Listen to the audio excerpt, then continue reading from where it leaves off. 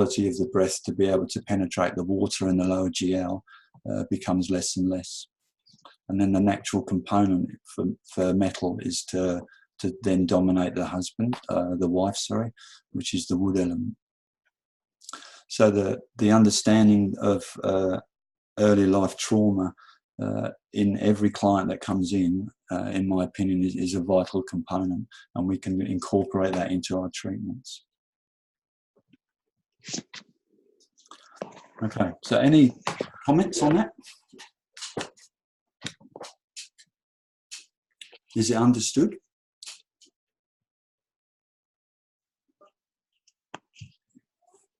Come on, guys, we're Chinese medicine people. We always talk to each other. Yeah, you are a bit fast, I would say, but yeah, I can understand thus far. Yes. So a little bit fast, did you say? Yeah, sort of. It's quite heavy, I think, because we've never gone into the emotional aspect in such details when we study. Yeah, more of the pain and physical thing. Just we had learned the basic things about the po, the hun, and all that. That's it. Not much further. Yeah. Yeah. Which is a shame in a lot of ways, because it's such a beautiful part of Chinese medicine. Mm. But fundamentally, is it Malligarani? Yeah. Yeah. I guess the essence of what I'm saying here is to start to recognise in the person, and I'm going to do a thing soon, see if I can demonstrate how it works. It's quite an easy way to work with clients when you're addressing their pain, how to actually get them into contact into the body, because that's where the stuff is stored. And basically all the physical ailments that people come with is an extension of the core disconnect from essence. And so it's coming up in every aspect so that we can start to recognise it and have a unique change. Yeah, when you say that the baby has a certain pattern of breathing, and then you say that when it is disturbed, so what would disturb that? And then you say the metal becomes dominant and it will start acting on the wood, like dominating on the wood. So that aspect of it, I didn't really understand. Like, why would there be a disturbance, and how would the domination happen? Because when something is being disturbed, I would really think it is becoming deficient, not dominant. You understand what I'm saying? Yeah, I understand that. Would you mind sharing your birthday with me, Malligarani? Okay. You don't have to. Yeah, okay, it's okay. 14/2. And the important one, the year? 1960. Dinosaur was born then. I was born in 1962, so we're kind of brother and sister there. Oh, great. And where were you born? In India. In India, okay. Yeah. So it's interesting then, because you're a metal stem. So I'm glad you're asking that question. So let's just say that when you're, and I'm not saying this is your experience, but let's say, for example, when conception occurred, it wasn't voluntary for the mother. It was a traumatic event.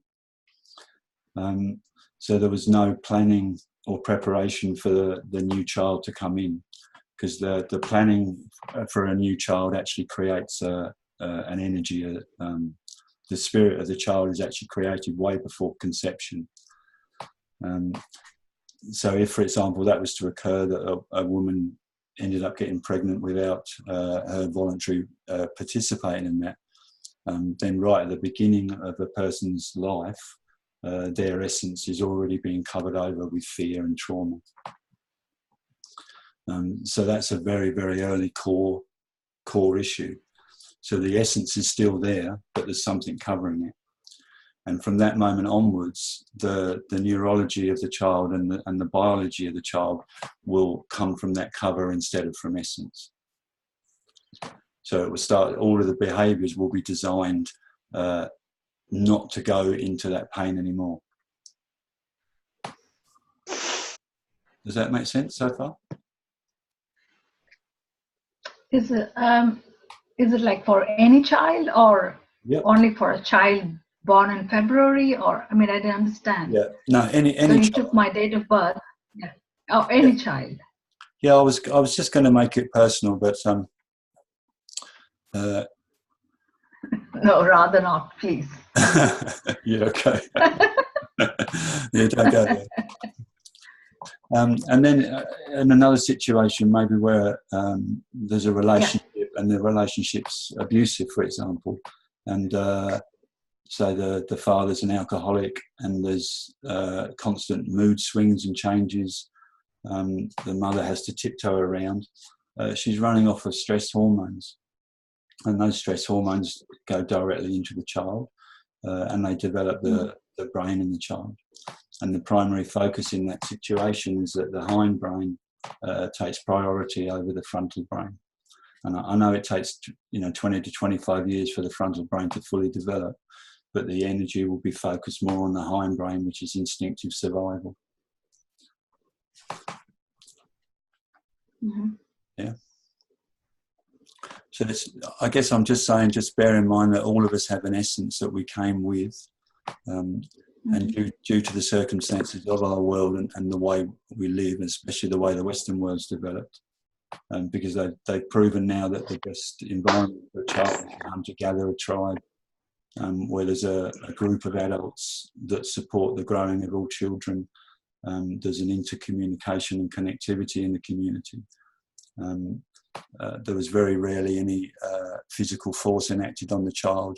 And in fact, the children were, in a lot of situations, were never put down for the first 1 or 2 years. So there was a really close connection and nourishment. And that's the development of the Po to the Yi, so from the metal element to the earth. And when that occurs, the child's able to be centered in themselves. So if there's any disruption in that, then the ability to center and come from a place of power in that respect is inhibited as well. Mm-hmm. Can you hear me, Paul? Yeah, faintly. Hello. Who's speaking? Yes, I've got a question. Would you please explain briefly about the diagram on the right side of the slide? The same question. So This I'm one? familiar with, yes, please. I don't understand why, for example, liver and pericardium or stomach and small intestine is in this position. Okay. Let me just...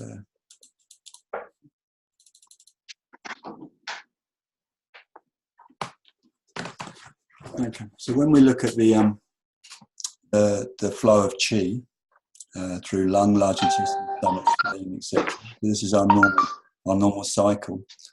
When we put that in a yearly format and use these are called the tidal hexagrams. So these relate to the lunar months. Basically, we have the section here for water, then for earth, wood. So I'm not sure if you understand the seasonal balance aspects, but basically between each season there's an earth transition or an earth bridge that helps to bring the energy from one season into the next. So water gets transitioned through the earth here into wood, and then through to fire, then through to metal. And the way that the meridians are placed around the clock puts liver in earth, stomach in earth, small intestine in earth, and pericardium in earth. So that's why those four meridians are there. And so when we're examining qualities of the elements, we can look at these meridians to check on the pulse and other aspects to see if they're being affected. Okay. Okay. I understand now. Thank you. Right.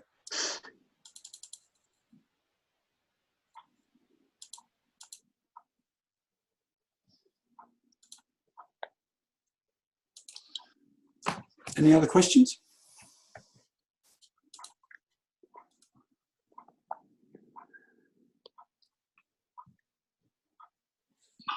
Okay.